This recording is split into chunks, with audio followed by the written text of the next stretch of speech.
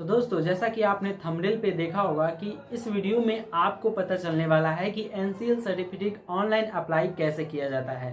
तो चलिए वीडियो को शुरू करते हैं बिना समय गंवाते हुए। तो चलिए शुरू करते हैं। तो दोस्तों, यहाँ पर हमने एक फ़ाइल बना के रखी हुई है जिसमें हमने कैंडिडेट का आधार कार्ड, उनका जाति प्रमाण पत्र, उनका फॉर्म 11 और उनका इनकम सर्टिफिकेट और उनका रेजिडेंट सर्टिफिकेट एक पीडीएफ फॉर्मेट में स्कैन करके रख लिया हुआ है। दोस्तों, यहाँ पर देख सकते हैं हमने इस डॉक्यूमेंट की साइज़ जो है कितनी रखी है, ये भी आप यहाँ पर देख सकते हैं। दोस्तों, हमने हर एक डॉक्यूमेंट का लगभग साइज़ जो है वो 100 कुछ KB का ही रखा हुआ है। हर एक डॉक्यूमेंट का साइज़ जो हमने 200 KB से नीचे का ही रखा हुआ है, क्योंकि उसमें ज़्यादा साइज़ की डॉक्यूमेंट जो है वो नहीं लेती है। तो दोस्तों, इस तरह से आप भी हर एक डॉक्यूमेंट को यहाँ पे रख लेंगे। अब बात आती है फॉर्म 11 जो होती है, ये शपथ पत्र हमको भरना पड़ता है एनसीएल अप्लाई के लिए, और ये फॉर्म भी जो होता है वो अपलोड लगता है। तो दोस्तों, यहाँ पर देख सकते हैं कुछ इस प्रकार से हमने फॉर्म भी भर चुके हैं और इसे हमने स्कैन करके भी रख लिया हुआ है। इस फॉर्म को आप डाउनलोड कैसे करेंगे, चलिए इसके बारे में जानते हैं। तो सबसे पहले हम कोई भी ब्राउज़र ओपन करेंगे और वहाँ पर लिखेंगे RTPS और एंटर करेंगे। तो दोस्तों, RTPS के इस लिंक में सबसे ऊपर ही, मतलब गूगल पे ही आपको दिखा दिया जाता है यहाँ पर शपथ पत्र डाउनलोड करने का। आप इस लिंक पे क्लिक करके डाउनलोड कर सकते हैं फॉर्म 11 जो शपथ पत्र है नॉन क्रीमी लेयर का, वो डाउनलोड यहाँ से आप कर सकते हैं। दोस्तों, आपको वीडियो को डिस्क्रिप्शन बॉक्स में भी इसका लिंक मिल जाएगा, जहाँ से डायरेक्टली आप जा कर के डाउनलोड कर सकते हैं। तो इस फॉर्म को कैसे फिलअप करना है इसके बारे में जानते हैं। यहाँ पर सबसे पहले आप अपना नाम, फिर उनके पिताजी का नाम, फिर गांव का नाम, यहाँ पर आप अपना पोस्ट ऑफिस, यहाँ पर आप अपना थाना, उसके बाद यहाँ पर आप अपना प्रखंड लिखेंगे और यहाँ पर अनुमंडल कहाँ है वो लिखेंगे, यहाँ पर ज़िला अपना लिखेंगे और यहाँ पर राज्य लिखेंगे। दोस्तों, इतना डिटेल भरने के बाद नीचे आता है एक, मैं डॉट जाति से संबंध रखता हूँ, इसमें आप अपनी जाति का नाम लिखेंगे जो भी है, आप नुनिया, यादव, कलवार, कोई भी है जाति, वो आप अपना यहाँ पर लिखेंगे। उसके बाद दोस्तों, यहाँ पर इनकम लिखना है। इनकम दोस्तों, यहाँ पर आपको जो है इनकम सर्टिफिकेट को देख के ही लिखना है। इनकम सर्टिफिकेट में जो भी आपका इनकम है वो टोटल यहाँ पर शब्दों में लिख सकते हैं। दोस्तों, यहाँ पर आप अंक में भी लिख सकते हैं और उसके बगल में आप जो है वो यहाँ पर शब्दों में भी लिख सकते हैं। इसमें टोटल इनकम सर्टिफिकेट पे जितना होगा उतना ही लिखिएगा, अन्यथा आपका जो एनसीएल है वो रिजेक्ट हो सकता है। तो दोस्तों, इस तरह से आप फॉर्म को इसको फिलअप करेंगे। सबसे नीचे आते हैं, यहाँ पर बच गया स्थान और यहाँ पर दिनांक, जो कि आप लिख लेंगे। स्थान में आप अपने गाँव का नाम लिखेंगे और दिनांक में जब आप अप्लाई कर रहे हैं वो भी डेट डाल सकते हैं। यहाँ पर आवेदक का हस्ताक्षर करेंगे, जिसका भी आप अप्लाई कर रहे हैं उनका यहाँ पर सिग्नेचर करवाएंगे और इस फॉर्म को जो है वो स्कैन करके आप एक फाइल बना लेंगे, जो कि आपको फॉर्म भरते समय इसे अपलोड करना पड़ेगा। तो दोस्तों, अब जानते हैं कि अब फॉर्म को कैसे फिलअप करेंगे, फॉर्म को कैसे ऑनलाइन करेंगे, उसके बारे में जानते हैं। तो यहाँ पर हम एक नए पेज में आ जाते हैं, नए पेज ले लेते हैं। तो दोस्तों, यहाँ पर सबसे पहले वाले लिंक RTPS 4 जो दिखाई दे रहा है, इस पर हम क्लिक करेंगे और यहाँ पर क्लिक करने के बाद RTPS का कुछ वेबसाइट जो है वो खुल जाएगा, जो कि इस प्रकार का दिखता है। यहाँ पर सबसे पहले जो है हम लॉगिन पे क्लिक करके यहाँ पर लॉगिन हो जाएंगे। दोस्तों, अगर आप जो है डायरेक्टली अप्लाई करेंगे तो आपको आगे चल के फॉर्म कटने का डर हो सकता है, यानी फॉर्म कट जाता है तो फिर वो फिलअप दोबारा करना पड़ता है। इसलिए आप यहाँ पर लॉगिन करके ही अप्लाई करें, आपके लिए ज़्यादा बेटर रहेगा। यहाँ पर लॉगिन पे क्लिक करेंगे और लॉगिन करने के लिए आगे बढ़े इस चाबी वाले आइकन पे क्लिक करेंगे। दोस्तों, जैसे हम इस पर क्लिक करेंगे तो जन परिचय का एक वेबसाइट है, उस पर आपको लिया जाएगा, रिडायरेक्ट किया जाएगा और यहाँ पर आपको जो है रजिस्ट्रेशन अपना करना पड़ेगा, अगर आप फर्स्ट टाइम आते हैं तो, और नहीं तो आप यहाँ पर लॉगिन से डायरेक्टली हो सकते हैं। रजिस्ट्रेशन करने के लिए आपको यहाँ पर न्यू यूज़र का जो देता है सिंगापुर मेरी पहचान, इस पर आप क्लिक करेंगे यहाँ पर और उसमें छोटी छोटी डिटेल मांगी जाती है, वो डालेंगे और आप अपना रजिस्ट्रेशन कर लेंगे। उसके बाद आप चाहें तो यहाँ पर गूगल से भी साइन इन कर सकते हैं। तो दोस्तों यहाँ पर हमने जो है अकाउंट बना रखा है, तो हम डायरेक्टली यहाँ पर लॉगिन करेंगे, वो भी मोबाइल नंबर के थ्रू। मोबाइल नंबर पे ओटीपी के थ्रू यहाँ पर लॉगिन करेंगे। तो मोबाइल को यहाँ पर टिक करेंगे और यहाँ पर पासवर्ड लेस पे टिक करेंगे, फिर या टर्म एंड कंडीशन को एक्सेप्ट करेंगे। यहाँ पर आप अपना मोबाइल नंबर जो डालेंगे और उसके बाद सिंग इन पे क्लिक करेंगे। जैसे ही इस पर क्लिक करते हैं हमारे मोबाइल नंबर पर OTP जाएगा और वो OTP यहाँ पर डालना पड़ेगा। OTP डालकर नेक्स्ट वाले ऑप्शन पे क्लिक करेंगे। तो दोस्तों RTPS में यहाँ पर हम सर्विस प्लस की वेबसाइट में लॉगिन हो जाएंगे। और यहाँ वेबसाइट में लॉगिन होने के बाद ये वेबसाइट कुछ इस प्रकार का दिखता है, जो कि आप देख सकते हैं। यहाँ पर आपकी मेन्यू का ऑप्शन दिख जाता है और यहाँ पर आपकी प्रोफाइल दिख जाती है, प्रोफाइल नेम। तो दोस्तों यहाँ पर सबसे पहले जो है हम अप्लाई फॉर सर्विसेज, इस पर हम क्लिक करेंगे। यहाँ पे क्लिक करने के बाद ही हम आपको इसकी लिस्ट पूरी दिखाएंगे कि इसमें कौन कौन सी सर्विसेज अप्लाई होती है। तो यहाँ पर अप्लाई फॉर सर्विसेज क्लिक करेंगे, फिर रिव्यू ऑल अवेलेबल सर्विस पे क्लिक करेंगे और जैसे ही इस पर क्लिक करेंगे हमारे सामने पूरी लिस्ट यहाँ पर ओपन हो जाएगी, जिसमें इस सर्विस प्लस की वेबसाइट से जो भी सुविधाएं आपको मिलती हैं वो पूरी लिस्ट यहाँ पर ओपन हो जाएगी। यहाँ पर आपका स्टेटस शो करेगा। तो दोस्तों हमें करना है नॉन क्रीमी लेयर का अप्लाई, तो इसके लिए हम जो है वो यहाँ पर लिस्ट में चेक कर सकते हैं कि किस में जो है वो नॉन क्रीमी लेयर का दिखा रहा है। तो यहाँ पर हम 4 नंबर पे जब आएंगे तो यहाँ पर आप देख सकते हैं, यहाँ पर लिखा हुआ है एक issue of non creamy layer certificate of Bihar सरकार RO लेवल, यहीं पे हम अप्लाई करेंगे, इसी वाले लिंक पे क्लिक करेंगे। तो दोस्तों सबसे पहले जो है वो RO लेवल पे ही आप NCL अप्लाई कर सकते हैं, क्योंकि RO लेवल जो होता है वो अंचल अधिकारी स्तर होता है, जहाँ पर आप का ब्लॉक होता है, उस लेवल से यहाँ आपका जारी होता है। यहाँ पर डॉक्यूमेंट के जरिए ही आपका NCL जो है वो जारी कर दिया जाता है। तो दोस्तों इस वाले पे हम क्लिक करेंगे और जैसे ही इस वाले पे क्लिक करेंगे इसका फॉर्म जो है वो खुल जाएगा हमारे सामने, जिसे हमें फिलअप करना है। फॉर्म को कैसे फिलअप करेंगे चलिए जानते हैं और फॉर्म को फिलअप करते हैं। तो दोस्तों फॉर्म खुलने के बाद कुछ इस प्रकार का आपका जो है वो फॉर्म यहाँ पे दिखेगा। तो यहाँ पे फॉर्म खुल चुकी है और इसे भरने के लिए किस प्रकार भरेंगे चलिए जानते हैं। तो यहाँ पर आप देख सकते हैं सबसे ऊपर जो है वो लिखा हुआ है कि यहाँ पर फॉर्म 9 पिछड़ा वर्ग एवं अत्यंत पिछड़ा वर्ग क्रीमी लेयर रहित जो आप अप्लाई कर रहे हैं जो सर्टिफिकेट, उसका विवरण यहाँ पे दिया हुआ है, जो कि पिछड़ा वर्ग और अत्यंत पिछड़ा वर्ग के तहत बनता है आपका OBC सर्टिफिकेट या आप कह लें NCL सर्टिफिकेट। तो सबसे पहले जो यहाँ पर ऑप्शन चुनना है कि सर्टिफिकेट इससे पहले हमने बनवाया था या फिर नहीं बनवाया था। अगर हमने नहीं बनवाया था तो या फिर आपके पास नहीं है तो यहाँ पर नो पे क्लिक करेंगे। सेकेंड ऑप्शन जेंडर सेलेक्ट करना है। जेंडर आप मेल हैं, फीमेल हैं या फिर आप थर्ड जेंडर हैं, ये आप सेलेक्ट करेंगे। यहाँ पर मेल फीमेल आप यहाँ पर सेलेक्ट करेंगे। उसके बाद यहाँ पर कोई अभिवादन नहीं यहाँ पर सेलेक्ट दिखाई देगा। इसमें आप अगर अपने नाम के सामने अगर श्री लगाना चाहते हैं तो यहाँ पर टिक कर सकते हैं श्री, अन्यथा कोई अभिवादन नहीं, इसी पे रहने देंगे। उसके बाद आप अपना नाम यहाँ पे इंग्लिश में डालेंगे और जैसे ही स्पेस देंगे आपका नाम ऑटोमेटिक यहाँ पे हिंदी में हो जाएगा। तो दोस्तों यहाँ पर अगर आपका नाम में कुछ गलती होता है हिंदी में तो यहाँ पर गूगल इनपुट टूल की भी मदद ले सकते हैं। उसके बाद दोस्तों आपको यहाँ पे डेट ऑफ बर्थ अपनी सेलेक्ट करनी है, जो कि भी आधार कार्ड के हिसाब से आपको देनी है। जो भी आधार कार्ड में है वो आप यहाँ पर दे सकते हैं date of birth. Date of birth कुछ इस प्रकार से आप कैलेंडर में चूज कर सकते हैं। उसके बाद दोस्तों आपके सामने एक और ऑप्शन है जो कि आधार नंबर का।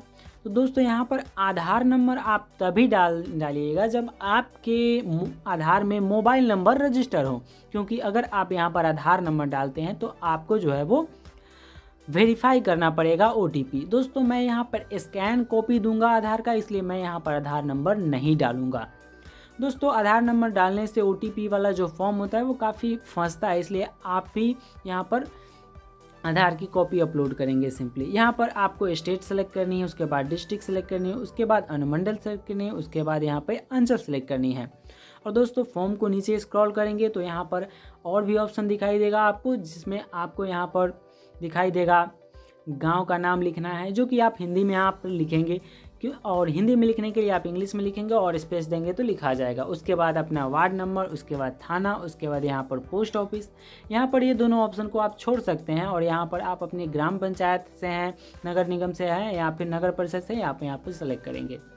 उसके बाद इसको सेलेक्ट करने के बाद आपके सामने है पिन कोड का ऑप्शन, जिसे आप यहाँ पे लिखेंगे। उससे पहले आप यहाँ पर देख सकते हैं ग्राम पंचायत, जो कि आप यहाँ पे सेलेक्ट करेंगे। जो भी आपने ब्लॉक सेलेक्ट किया है उसके हिसाब से आपको यहाँ पर पंचायत का लिस्ट मिलेगा, उसे आप सेलेक्ट करेंगे। यहाँ पर आप अपना पिन कोड लिखेंगे, जो भी आपका पिन कोड है आधार कार्ड पे मेंशन, वो यहाँ पर लिखेंगे। उसके बाद यहाँ पर जो है वो एक ऑप्शन आपको दिखाई दे रहा होगा ऊपर जैसा ही, यानी कि सेम एज अबव यहाँ पे लिखा हुआ ऑप्शन दिखाई दे रहा है।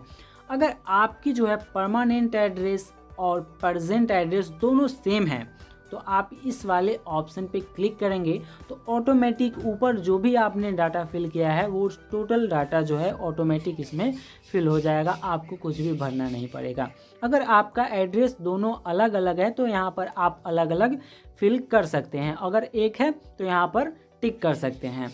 उसके बाद दोस्तों अगला ऑप्शन आता है यहाँ पर रिलीजन, धर्म जो लिखने का, तो यहाँ पर आप लिख देंगे जो भी हैं, आप हिंदू है, मुस्लिम है या फिर क्या है, यहाँ पे लिखेंगे। उसके बाद यहाँ पर ऑप्शन आपको मिलता है वर्ग चुनने का, आपकी कैटेगरी कौन सी है ये आप यहाँ पे सेलेक्ट करेंगे। उसके बाद यहाँ पर आपको कैटेगरी वाइज आपको कास्ट का लिस्ट देगा, जिसमें आपको अपनी जाति चुननी है। अगर आपकी कोई उपजाति है तो यहाँ पर सेलेक्ट कर सकते हैं, दरअसल ये मैंडेटरी नहीं है इसलिए आप इसे खाली भी छोड़ सकते हैं। उसके बाद अगला ऑप्शन है आपकी पेशा क्या है, आप स्टूडेंट है, व्यापारी हैं, किसान हैं या फिर क्या है, यहाँ पर आप सेलेक्ट करेंगे। जो भी हैं आप यहाँ पे सेलेक्ट करेंगे। उसके बाद यहाँ पर अगला ऑप्शन आपको दिखाई देता है, थोड़ा फॉर्म को स्क्रॉल करेंगे तो यहाँ पर देखिएगा फादर नेम लिखना है। फादर नेम इंग्लिश में यहाँ पे लिखेंगे, ऑटोमेटिक हिंदी में ट्रांसलेट हो जाएगा। उसके बाद यहाँ पर आप अपनी मम्मी का नाम लिखेंगे, जो भी आपकी मम्मी का नाम है। उसके बाद यहाँ पर मोबाइल नंबर लिखेंगे और ईमेल आईडी लिखेंगे। तो दोस्तों इतना लिखने के बाद फॉर्म को थोड़ा नीचे स्क्रॉल कर रहे हैं, फॉर्म को स्क्रॉल कीजिएगा तो यहाँ पर आपको बहुत सारे डिटेल्स मिलेंगे जो कि ऑप्शनल है, आप इनमें से सारे डिटेल को छोड़ सकते हैं। और यहाँ पर नीचे आएंगे तो यहाँ पर कुछ डिटेल भरना है जो कि हमने आपको उस फॉर्म 9 को फॉर्म 11 को भरते समय आपको यहाँ पर बताया था। तो यहाँ पर देख सकते हैं कृषि से आय कितना है या फिर आपका व्यवसाय से आय कितना है, यहाँ पे लिखेंगे। टोटल कैलकुलेट होकर वार्षिक आय आपको यहाँ पर मिल जाएगा। यहाँ पर आप कर यानी कि आप GST भरते हैं या फिर नहीं भरते हैं, यहाँ हाँ या ना में जवाब देना है। तो दोस्तों यहाँ पर आपकी जो इनकम सर्टिफिकेट पर जितना भी आय लिखा होगा आप वही यहाँ पर लिखेंगे। जैसे मैं मान लीजिए आपके इनकम सर्टिफिकेट पर अगर कृषि से आय 60,000 है और व्यवसाय या फिर अन्य स्रोत से आय 30,000 रुपये है, तो आप यहाँ पर कृषि से आय में 60,000 डालेंगे और व्यवसाय से आय में 30,000 डालेंगे। टोटल कैलकुलेट होकर वो ऑटोमेटिक आ जाएगा। यहाँ पर हमारे सर्टिफिकेट में कुछ इस प्रकार से आय मेंशन है, उसको हम सेम टू सेम जो है वो यहाँ इस फॉर्म में फिलअप कर देंगे। यहाँ पर हम डाल लेंगे जो हमारा व्यवसाय से आया है वो 60,000 है, तो यहाँ पर 60,000 डाल देंगे। यहाँ पर दोस्तों आपको अपने मन से कुछ भी नहीं डालना है, यहाँ पर आय प्रमाण पत्र को दे के ही डालना है। तो यहाँ पर डालने के बाद ये टोटल कैलकुलेट होकर ऑटोमेटिक यहाँ पे आ जाएगा। दोस्तों यहाँ पर आपको कुछ फॉर्म को टिक करने के मिलता है, जिसमें आप यहाँ पर जो सर्टिफिकेट आप इसमें अपलोड कर रहे हैं उस सर्टिफिकेट को यहाँ पर टिक करेंगे। जैसे में आप जाति, आवासीय, आय, ये तीनों तो अपलोड आप करिएगा ही, क्योंकि इन तीनों के ना अपलोड करने की वजह से आपका फॉर्म जो है रिजेक्ट होने के चांस ज़्यादा रहते हैं, इसलिए आप इन तीनों को अपलोड ज़रूर करें। उसके बाद यहाँ पे कैप्चर फिल करेंगे और उसके बाद इस वाले कैप्चर को आप चाहें तो रिफ्रेश करके फिर उसको फिल कर सकते हैं। अगर आपको इस कैप्चर को भरने में कोई परेशानी तो आप रिफ्रेश कर सकते हैं। उसके बाद दोस्तों फाइनल यहाँ पर आपको प्रोसीड का ऑप्शन दिखेगा, इस पर आप क्लिक करेंगे। जैसे यहाँ प्रोसीड पे क्लिक करेंगे तो आपकी फॉर्म में जो भी आपने डिटेल भरा है वो आपको एक प्रीव्यू दिखाया जाएगा, जिसे आप कंफर्म करेंगे।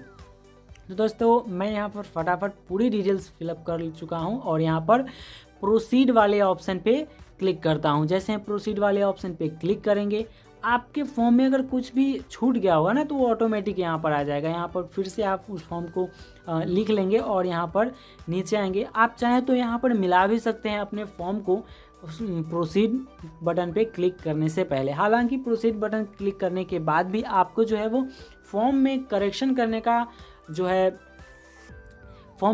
करने का उपाय भी दिया जाएगा। तो दोस्तों यहाँ पर हम मिला लेंगे टोटल डिटेल और यहाँ पर नीचे आएंगे और प्रोसीड वाले ऑप्शन पे क्लिक करेंगे। प्रोसीड वाले ऑप्शन पे क्लिक करेंगे, उसके बाद यहाँ पर ओके पे क्लिक करेंगे। ओके क्लिक करने के बाद हमारा फॉर्म में जो भी हमने डेटा भरा है वो टोटली जो है वो सेव होकर के यहाँ पर हमारे सामने जो है प्रीव्यू आ चुका है। इसे आप कंफर्म करेंगे। अगर आपका इसमें कुछ भी गलती है तो आप अभी से इसमें करेक्शन कर सकते हैं। यहाँ पर पूरी डिटेल्स को आप ठीक से मिला लेंगे।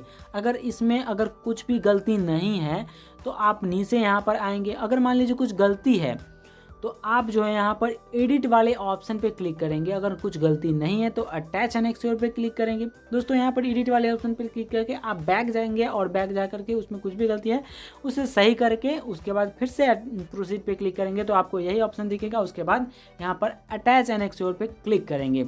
अगर आपके फॉर्म में कोई गलती नहीं तो यहाँ पर सिंपली अटैच एंड एक्सपोर्ट पे क्लिक करेंगे तो आपके सामने डॉक्यूमेंट अपलोड का ऑप्शन दिखेगा, जो कि यहाँ पर आप देख सकते हैं जो आपने टिक किया था वो टोटली यहाँ पर अपलोड करना पड़ेगा आपको। तो यहाँ पर दोस्तों देख सकते हैं फॉर्म 11 तो ये मैंडेटरी है, ये अपलोड करना ही पड़ेगा। यहाँ पर हम सबको चूज कर लेंगे यहाँ पे सेलेक्ट फाइल करके और जो अपलोड करें यहाँ पर हम आधार कार्ड अपलोड करें।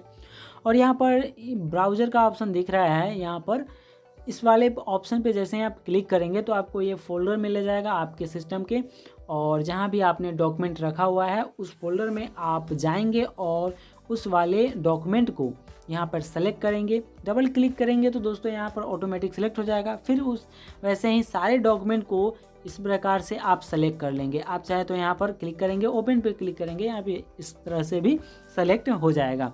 दोस्तों सारे डॉक्यूमेंट को चूज करने के बाद आपको जो है वो सेव एंड एक्सप्लोर का आपको एक बटन दिख रहा होगा, इस पे आप क्लिक करेंगे।